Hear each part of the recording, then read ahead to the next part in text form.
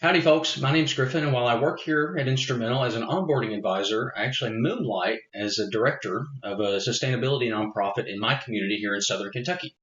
And so I was actually hopping on my computer today to look for some more grants for our farmers market, kind of our biggest program down here. And I thought, why don't I pop on the old webcam and kind of walk people through how do I, as a nonprofit ED, actually use Instrumentl, my own organization, to find some grants.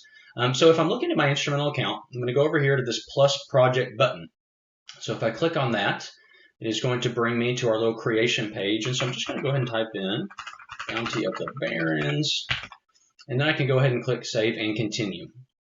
So when you're creating a project on Instrumentl, it is kind of like a saved search. So you're going to put in details, about your specific programmatic areas. One example I like to give, my local YMCA, for instance, could have one project that is for feeding the elderly on weekdays and one project for after-school athletics for kids. So just a really easy way to have a safe search where we can funnel you those new grant and funder opportunities and also give you a place to manage all that stuff. So as I'm going through here, I can see, okay, applicant type, we are a nonprofit. If you are any of these other organizations, certainly click on those.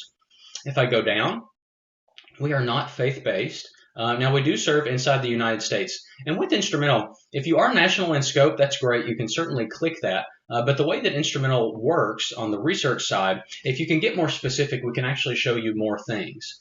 So within Instrumentl, if you can get down to that county level, we can show you any grants for the county, as well as the state, as well as the country. So you will maximize those results and even get more localized with it if you can put in that information. So for me, I'm going to go ahead and put in Barren County because we are Bounty of the Barrens Farmers Market. I'm actually going to grab some other ones that we work with very closely as well.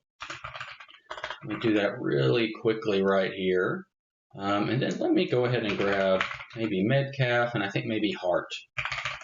Let's see. Kentucky has a whole bunch of counties if you're not familiar with the geography there. All right. So I've selected my geographic parameters. If I do go down, then I'm going to pick my fields of work. And so fields of work, really just keywords to tell us, what's going on with what you're up to. So if I click on this little Browse Categories button, I can actually see, okay, what are those different elements that I might be looking for in there. I can go into Community and Human Services, can click and scroll down through here like that. Or I can actually just be able to go through and click into or type with the search bar to find things if I already kind of know some phrases that I'm looking for there. Also a handy little feature, if I'm looking at one of these, I can actually pull my cursor over to this little I button for some additional information to see, okay, what is Instrumentl up to there. And we are thinking about maybe trying to get like a community garden going, so that's kind of what I'm focused on right now. So I'm going to go ahead and start with that. We usually recommend a small handful, maybe 2 or 3. I do use Instrumentl a lot, so I'm going to go ahead and start with 5. But as you can see down here, I am looking for some agricultural producer stuff as well. Maybe can pass those along to some of our farmers, so that's definitely going to be good for us. If you do have specific plants, animals, or ecosystems you're working on, you can certainly put that in there. I'm going to leave it blank for now. And then at the very bottom, I can put, if I have sort of a maximum amount that I'm looking for or a minimum amount. For us, we are a pretty small organization. I'm going to say I'm probably not going to be looking for anything over 100,000 there. And I'm going to go ahead and leave no minimum.